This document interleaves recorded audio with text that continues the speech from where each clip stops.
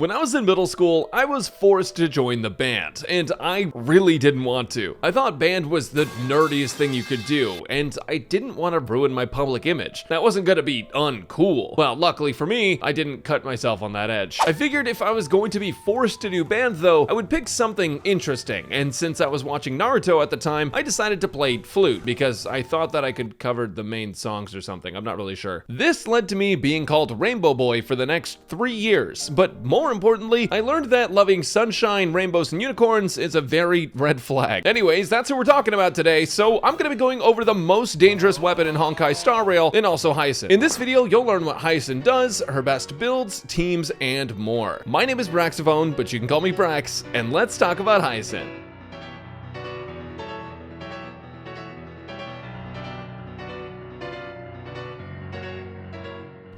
If there's one thing I know about this patch, it's that it's eat or be eaten. Hyacine is not only the strongest healer we've seen, but she also comes with a companion, Ika, who's the fattest healer we've seen. Nothing could have prepared me for the absolute unit that would somehow manage to float next to me despite their overwhelming gluttony. And it's easy to summon them too, since all you need to do is use Hyacine's skill or ultimate. When using Hyacine's skill, she summons Little Ika and heals both Little Ika and your entire team. Nice and easy, nice and straightforward. With one of Hyacine's major traces though, she also gets access to a cleanse. So whenever she uses her skill or ultimate, every ally healed gets 1 debuff removed. Knowing how this thing works, Little Ika probably ate them. Oh, and that major trace also gives her 50% effect res. Permanently. Hyacine's ultimate does essentially the same thing as her skill, except it's more healing, and it also gives Hyacine a buff called After Rain that decreases at the start of every turn. While After Rain is active, your entire team gets an extra 30% HP plus 600 flat at talent level 10. Looks like Little Ika finally decided to leave some for the rest of us. Because her ult counts down at the start of her turn, if you're ever ready to ult before your stacks disappear, make sure to start Hyacine's turn before ulting, and make sure to ult before skilling again. In fact, you'll basically always want to skill whenever you can, but it's not the end of the world if your skill points don't allow for it, since other characters on your team should take priority. As for Barbara's talent, it basically just says that Little Ika starts with 50% of Hyacine's max HP, and whenever Hyacine or Little Ika heal, Little Ika gets a damage bonus, a whopping 80%, stacking up to 3 times, for a total of 240%. Yeah, that's not a unicorn, that's a bomb. It only lasts for up to 2 turns, but you'll be healing often enough to where you won't drop it. If you haven't caught on by now, by the way, Little Ika isn't exactly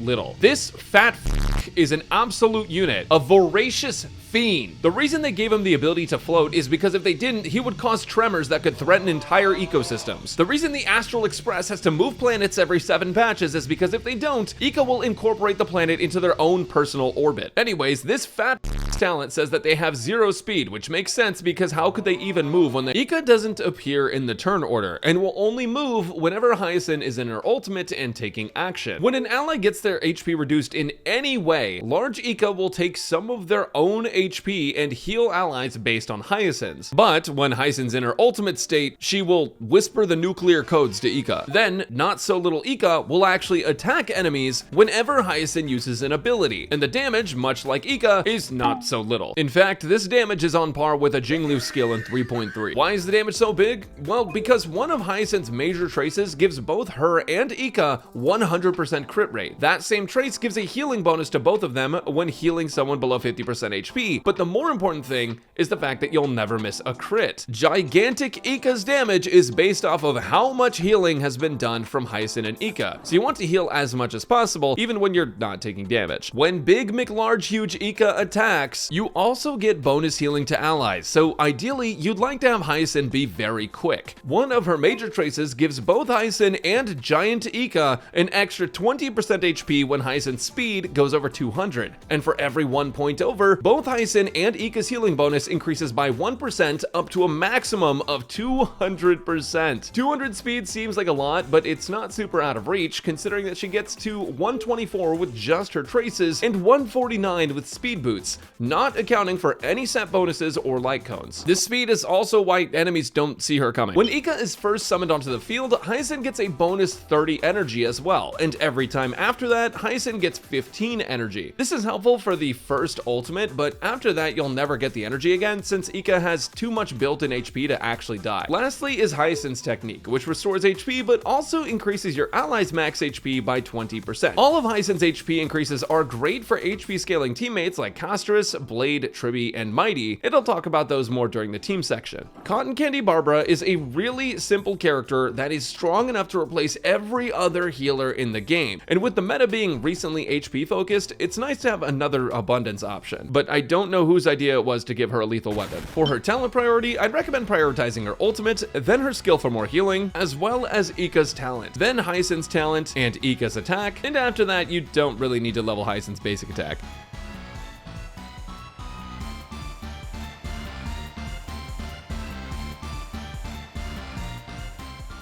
I was initially annoyed at having to farm for new relic sets, but now I'm just scared of what might happen to me if I don't give her best in slot.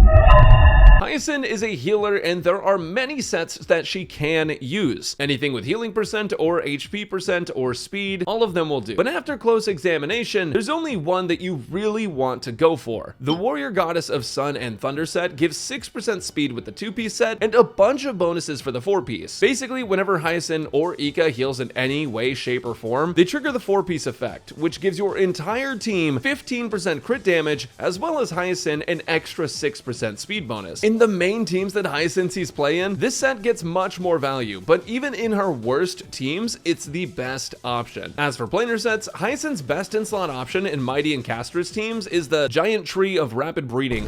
Giant Tree of Wrapped Brooding. Wrapped Brooding, that's my bad, guys. It gives another speed bonus and also increases healing bonus, which means more nuclear damage for the overweight Pegasus. Outside of Castrus and Mighty teams, or teams where you just want to take and deal damage, you can use any support set from Broken Keel all the way to Lushaka. Any of them are going to work. Now, as for main stats, the best build for Hyacine is Healing Bonus Chest, Speed Boots, HP Orb, and Energy Regen Rope. Healing Bonus lets Ika do more damage, Speed Boots help her reach 200 speed for her major trace, and faster is better. HP Orb is for more healing output, and Energy Regen Rope is to try and keep her ultimate up as much as possible. For some stats though, you want to prioritize speed, HP, and even crit damage, since they have 100% crit rate and can dish out more damage that way. After all, this twin-tailed terror and her companion are the fear of anything with 2 eyes and a nervous system. Here's a build summary with everything all together. She's not too complex of a character, but the results you'll get with Hyacine and the Aeon of Veracity are completely unmatched.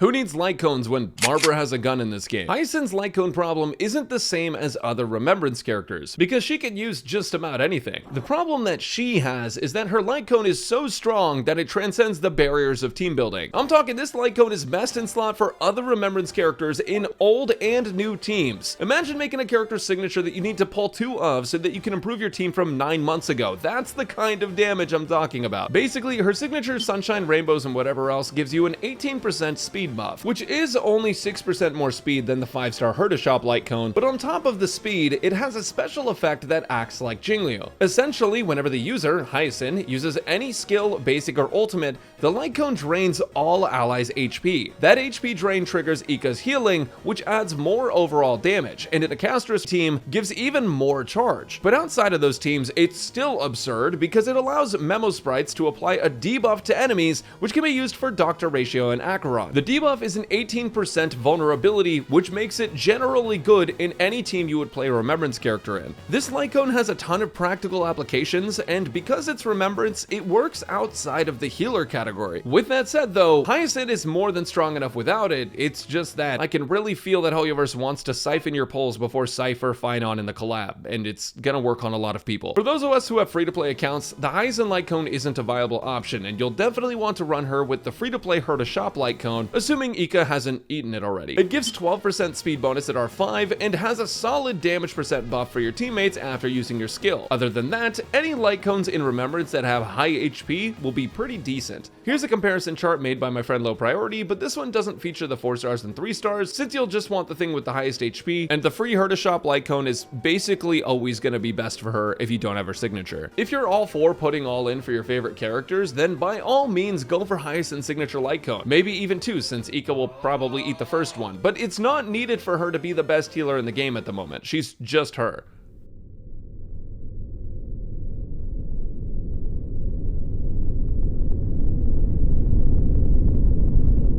Just look at her, all smug and pink and toothpaste colored. She's honestly so pink, it's kind of sickening. That's exactly why I'm gonna pull for her. That and for this absolute unit Giga Chonker. Hyacine's best teams is basically every single team she's in. There are not many teams in this game that Hyacine is not the best in slot partner for, and the reason is because she heals so gosh darn much. She might not heal as much per character as some of the other healers in the game, but she heals your entire team and she does it frequently and for pretty high numbers. But on top of that, she's also doing nuclear damage. So that means that she fits anywhere, but where she's most effective, it's gonna be in the HP scaler teams, like a Mighty team with Remembrance, Trailblazer, and Tribi, or with Castris instead. And Castris is actually who I'd go to, but I just forgot to switch Mighty back from my last video. This Castris team is absolutely insane, and it lets you play Remembrance MC as well, saving you basically one free-to-play slot. But you also do have the option of running Castris and Mighty together, which is going to be an absolute nuke of a team considering how much HP she's going to be giving out. 30% HP bonus to Mighty, Castris, and Tribi, 3 HP scalers, is ridiculous. And with all the HP that's going to be getting drained on a regular basis, especially if you have Hyacine's light cone, this team is so disgusting that it'll probably attract raccoons. I know I do not mean this one, but you know, if you don't have Mighty, you can do this instead. Another team that Hyacine fits in perfectly is the Herta and Anaxa combo. Now, technically Hyacine fits perfectly without Anaxa as well, but because Anaxa gets a bonus to the entire team with damage bonus from one of his passive traces, and because the Herta gives out 80% crit damage to everyone, and because Hyacine is an absolute nuke, this team ends up being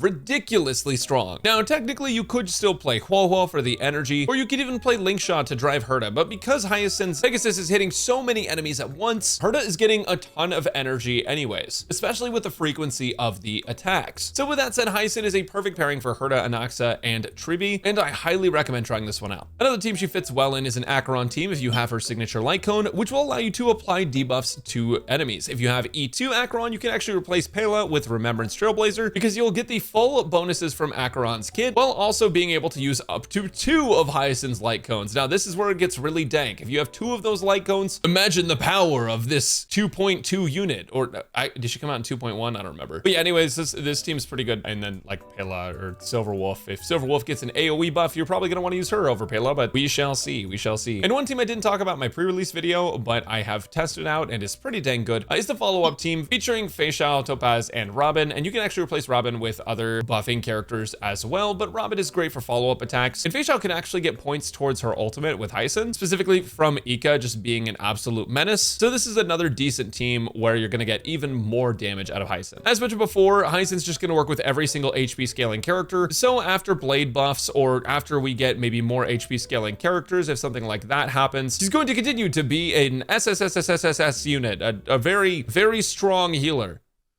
God, look how pink she is.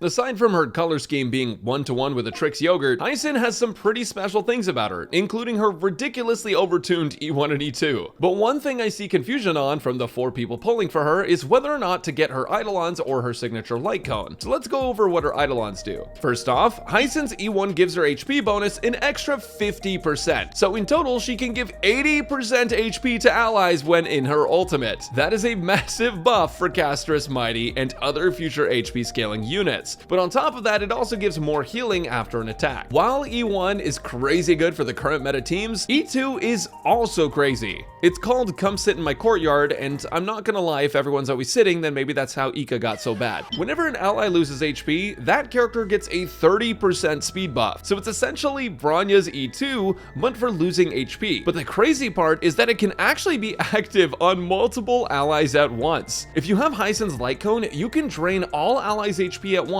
and give them a 30% speed buff all the time, meaning that you can take off their speed boots or just speed tune them to higher speeds and see much more overall damage. People always argue over HP or speed boots or attack or speed boots, but imagine you could just always have both. E3 is an ultimate basic attack and memo sprite skill level up, and E4 is a buff to Hyacine's major trace that gives her healing bonus per speed over 200. With E4, she's now getting a 2% crit damage buff for every one speed over 200 as well. E5 is a skill, talent, and memo sprite talent level up, and E6 is a massive buff to Ika's damage by reducing the healing tally cleared per attack. So rather than 50% of it disappearing, you're only losing 12%. And on top of that, it also gives a 20% res pen increase for all allies. Now, when I look at this, my first thought is, well, I guess Barbara must not have been that popular in the other game. But when deciding between E1 and S1, it kind of depends on the team that you play. Generally speaking, S1 is a good investment because it gives value to all Remembrance characters that use Memo Sprite attacks, and it can work on older units like Acheron, for example. But the real answer is, it's really close either way, and it depends on the teams you're running. If you're playing Bald, Castris, or Acheron,